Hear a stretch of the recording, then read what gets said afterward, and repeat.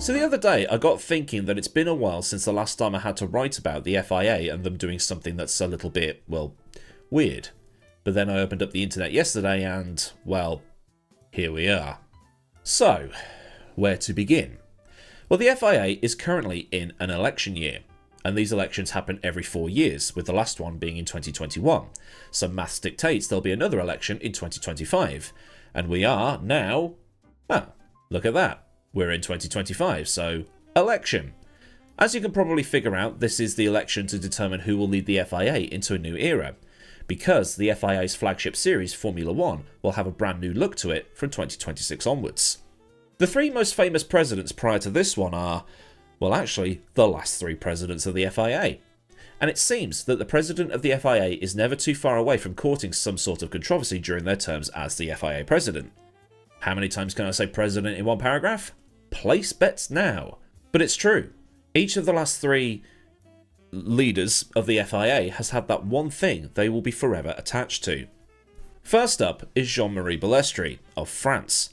A very popular president, it has to be said, particularly in Brazil. And just in case you're unable to process what I just said, that was a joke. Balestri had his moments, mostly to do with a perceived bias towards Frenchman Alain Prost, and some sort of personal vendetta against Prost's chief rival, who was Ayrton Senna. Even today, his two biggest moments are still being discussed. The first being when Senna was disqualified from the 1989 Japanese Grand Prix for cutting the chicane after colliding with Prost, or Prost colliding with Senna, however you want to look at it. Put simply, Senna was disqualified for the wrong reason. Cutting the chicane to rejoin the track was perfectly legal, even if there was a stop sign in the escape road, but really, Senna should have been disqualified for receiving a push start. That's the bit that was illegal. Being pushed out of a dangerous position? Fine. Push start? Not fine. The second time was at the following year's Japanese Grand Prix in 1990, when there was this big scandal surrounding pole position supposedly being moved to the opposite side of the track. And the stories all conflict, which is the weird part about all of this. Some stories say that Senna's request to shift the grid slot to the other side was denied, some say that it was granted only for the FIA to reverse the decision later on, and some people think it was straight up swapped from the clean side to screw with him. And the last claim is actually a lie. As I've mentioned a billion times now, pole position had always been on the dirty side of the track. It had been there in 87, 88 and 89. It was put on the clean side for 1991, but all of that stuff in 1990 led Senna to do the no longer go for a gap thing. And Balestri later admitted to Brazilian media that he was indeed favouring Prost, although whether that was a straight up admission of truth or telling the Brazilians what they wanted to hear remains to be seen. After Balestri came Max Mosley, who is tied to two things. The first, making the sport as safe as it could possibly be, but it came at the cost of the lives of Senna and Ratzenberger at Imola in 1994. The hasty banning of all the driver aids mid-1993 was ill-judged with hindsight, and it led to a season of utter chaos in 1994. As callous as this sounds, it's actually a surprise that there weren't more than 2 deaths that year. Brundle, Wendlinger, Lamy, Barrichello. It could have been 6. Minimum. Mosley also introduced the Euro NCAP car safety tests that have saved millions of lives since the early 1990s. But there was controversy away from the track as well. The Daily Mail printed front page news of a certain party that Mosley held. But at the same time, there were also a couple of attempts at the teams breaking away, most notably in 2009, in a video I've already done. This being where the teams were a bit hacked off about proposals to introduce a budget cap on top of the 2009 rule changes. This all being in response to the 2008 financial crisis that saw the likes of Honda, BMW and Bridgestone leave within the space of about 18 months or so. At the 2009 Monaco Grand Prix, Williams and Force India submitted conditional entries for 2010 that got them suspended from FOTA while the other teams carried on negotiating. Meanwhile, Brawn was still trying to negotiate the prize money they should have got for 2008, and they couldn't get that money unless they signed up for 2010. Needing the money badly, Ross Brawn put pen to paper and then headed for a team meeting with the other bosses at Enstone, where the Renault factory is. On the way, Brawn got a very angry phone call from Flavio Briatore, because Bernie had told the others what Brawn had just done, but in doing so, Bernie had violated a non-disclosure clause in the contract. But the other teams were still intent on this breakaway series. Long story short, all of the teams signed up for the 2010 season on the proviso that Mosely wouldn't stand for re-election in the 2009 election. Mosely didn't stand and kept to his word, and term limits were imposed. So, for 2010 onwards, it would be Jean Todt at the helm. Now, Todt's election got some people talking before he'd even got through the door at the FIA. Talks of potential Ferrari bias had started immediately, but when you think about it, his presidency didn't bring all the back page news that his predecessors did. Okay, there was the introduction of the hybrids to Formula 1 and the Halo introduced in 2018, but in terms of sleaze, scandal, bias and everything else, his presidency was relatively clean. He was the president when the Le Mans hypercar rules were drawn up, which have led to a resurgence in endurance racing popularity. He hit the term limit in 2021, so he had to stand down. Now, the current FIA president is Mohammed Ben Sulayem, a man who is not shy of a controversy or six. In his 4 years as president, Mohammed Ben Sulayem has been accused of taking a more authoritative presidency, because Mosely and Balestri weren't those at all. Just within 2024 alone, there were several breaking news stories, key among which being the FIA vice president in Robert Reid resigning from his position. Robert Reid, for those who don't know, is most well known for being the co-driver of Richard Burns, who, coincidentally enough, will have been gone 20 years next month. Reid resigned because he thought the principles he stood for were being set aside for a system that no longer reflected them, this to paraphrase the message he sent out on Instagram back in April. Stepping away was not easy for him, he admitted, and said that motorsport deserved a leadership rooted in integrity, transparency, and accountability, as well as respect for others. This was all directed at a string of things that the FIA president had said and done in the months leading up to Reid's resignation. One of the more high-profile ones being the swearing scandal, where the president wanted to start bringing in various rules and regulations regarding what the drivers can and cannot say. Key among which being the use of strong language, which, alright, in the context of a press conference, no, don't swear, but he also wanted it banning over the radios as well, where the drivers are saying stuff in the heat of the moment. Footballer, microphone, Sebastian Vettel, etc. One such moment, which was the final straw for Robert Reid, was Sulayem wanting the FIA to promote the FIA World Rallycross Series, but going about all of that without consulting the Senate first. This in turn might violate European Union anti-competition laws, and the series run by the FIA all have external promoters for this very reason. There's also been the various removals of race directors and stewards, all of which have been covered here before. This is supposed to be the recap section, but it feels like I could be here a while. But, as it was, Niels Wittig was removed from his position as the F1 race director, with Rui Marquez filling his shoes. Jeanette Tan, who replaced Marquez in Formula 2, was then removed from her position before she even started. So, everything was all over the place. Tim Mayer and Johnny Herbert were also removed from their positions. Herbert because he had ties to a betting company, and Mayer because, well, other than a bunch of Max Verstappen fans thinking he was biased, seemingly no reason. But more on him in a bit. So with the elections coming up and it being reported that there's going to be at least 4 people on the ballot, it's now looking like Sulayem might go unopposed into the election. Why? Well, it's because of how the FIA elections actually work.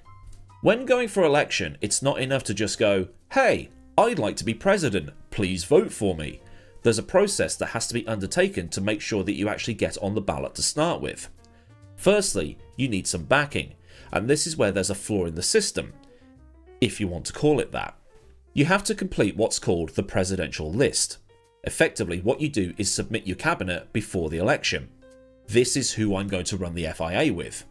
You need a president of the Senate, a deputy president for automobile mobility and tourism, a deputy president for sport, and then you need 7 vice presidents for sport, which will be 1 president of a national governing body from the Middle East and North Africa, Africa, North America, South America, Asia Pacific, and then 2 from Europe.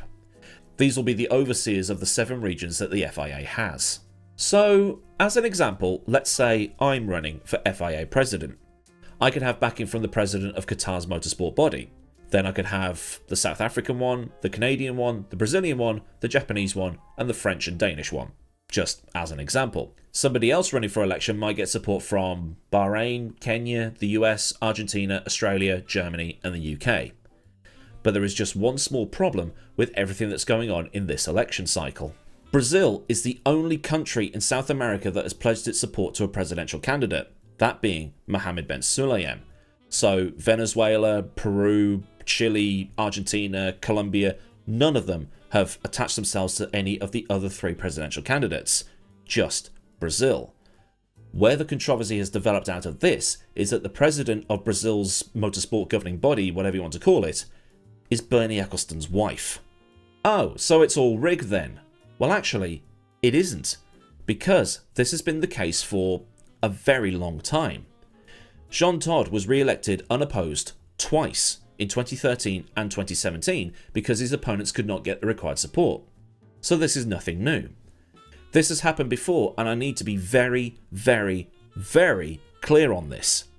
In fact, the last 5 times a president has gone up for re-election, they've been unopposed. Mosely was unopposed in 1997, 2001 and 2005, and Todt in 2013 and 2017, as already mentioned. But it has raised some questions with regards to how the voting is done. It's also raised questions as to why none of the other South American countries have put forward their support for another candidate. One reason is they simply don't want to. Another reason is that they did put forward their support, but the application was rejected. And no, that doesn't mean it's being rigged. If rejection was the case, you'd think we would have heard this by now, but then again, there are rules regarding what can and can't be said in the election cycle. Again, nothing new. The candidates backing the presidential candidate must be under 75 years old on the day of the election, and there must not be anything on their CV that calls into question their professional integrity. They must also come from clubs that comply with the demands set out by FIA statutes, as well as having 1 competition entered into the international sporting calendar. I'm not really one for speculation, but it might be the latter that has held back some of these nations. Although looking at the international sporting calendar, there are some FIA sanctioned rallies taking place in various countries in South America, so they can put forward their bids based off that, but the whole thing is just incredibly complicated and really needs some more transparency. So unless Tim Mayer and the others can pull off something magical soon, there doesn't look like there'll be an actual election.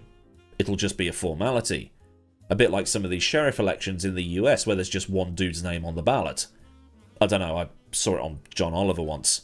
But no sheriff will beat Sheriff John Burnell and his world's scariest police chases. But while the most experienced candidate on the ballot to challenge Sulayem is actually Tim Mayer, there's doubts in comment sections that he'd actually be a good replacement. Because Mayer's ticket has mostly been, I'm not Mohammed Ben Sulayem, and that's led some to go, oh okay, right, this is a revenge plot, it's a vendetta policy, do you actually bring anything to the table? It also sounds like a recent election, come to think of it. Have no policies other than other guy bad, and then complain that the other guy got elected. And now you're paying the price. Another candidate on the ballot is Laura Villas, a 28-year-old racing driver from Switzerland whose manifesto was all about making things more transparent with regards to decision making and the finances of various motorsports, which have all been common criticisms of the current president. She also wants to look towards increasing female involvement in motor racing, which all seems fine, and it's something that people might want to get on board with.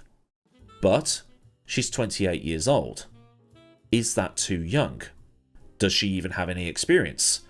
I actually don't know. And as a fun fact, this is how elections should work. You listen to the policies and you figure out what's best for you and you vote based on that, rather than devoting your whole thing to some team or candidate. Who'd have fucking thought? Another point on her manifesto was she wants to implement a cost cap for both Formula 4 and Formula 3 to help control the budgets involved in those series, with the whole campaign being run on financial transparency and also keeping junior categories solvent. It could be why none of the other South Americans have got involved. They're basically looking at it and going, well, Tim Mayer isn't a suitable candidate because it's a revenge tour, and then you've got Villas who is too young and not experienced enough. That could just be the simple case here. And sure, it is easy to type it's all being rigged and the Saudis are taking over. But, to reiterate, Todt was re-elected unopposed twice through the exact same system. Mosely 3 times, and I think Balestri might have been unopposed as well. And secondly, Sulayem is from Dubai. He's not Saudi. But like already mentioned, Mayer's ticket was I'm not him, which usually translates to I've got no policies. And then you've got Villas who has a well-intended ticket, she lacks experience. At least that's how it appears. So with that in mind, who is there left to vote for? And you might see this with political parties in your specific country.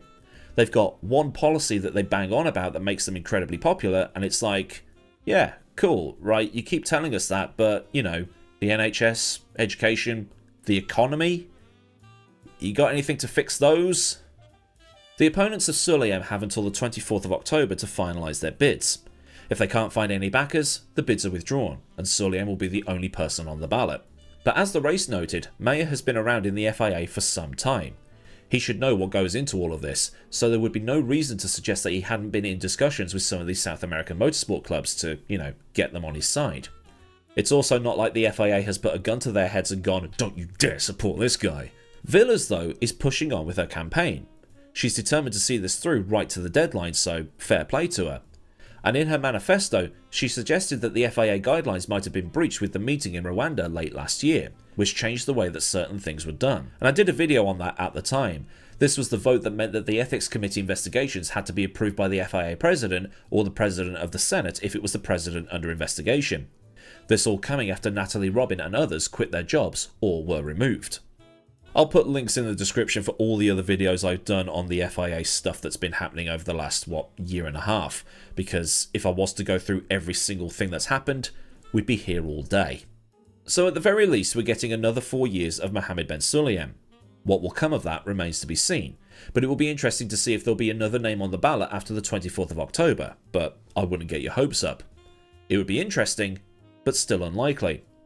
But as Chris Moore posted on the race's article about Villas looking at the legal side of things, the current choices for the presidency are the incumbent the fans don't like, which is Sulayem, the journalist with no experience, which has been seen as just blatant self-promotion, this being Belgian journalist Virginie Philpott, who I've not really mentioned until now, the one who we thought might actually have a chance, but it's looking like a bit of a revenge bid, which is Tim Mayer, and the one who has some good ideas and is being vocal about issues in the vote, this being Laura Villas. Villas is actually the alternative in this. Her heart's in the right place, but a lack of experience won't help her. So I think that's everything that can be covered in this particular video, but with the controversy that the president likes to attract, I think we're going to be doing a lot more pieces on him through 2026. So then, a look at the presidential elections at the FIA, and why it looks like Mohammed Ben Sulayem will be unopposed this time round if there aren't certain criteria met by the 24th of October. If this has been interesting or cleared up some bits and pieces for you, then do by all means give the video a like so I know a good job was done, and for more stuff from the channel, get the subscribe button clicked and also get the bell on so you never miss out on anything else that I do around here. Massive thanks as ever go out to the mad lads over at Patreon who continue to support me at a more personal level, and if you want to contribute to the growing image library of the president, then there is a link to Patreon in the description, along with links to Discord, socials, affiliates and any other bits and bobs you might want or need to know. Well, there's super thanks for any one and done donations or just to top up my coffee cup, and memberships for Patreon but without going to Patreon. So until next time, I've been Aidan Millward, have a great day wherever you are, and goodbye.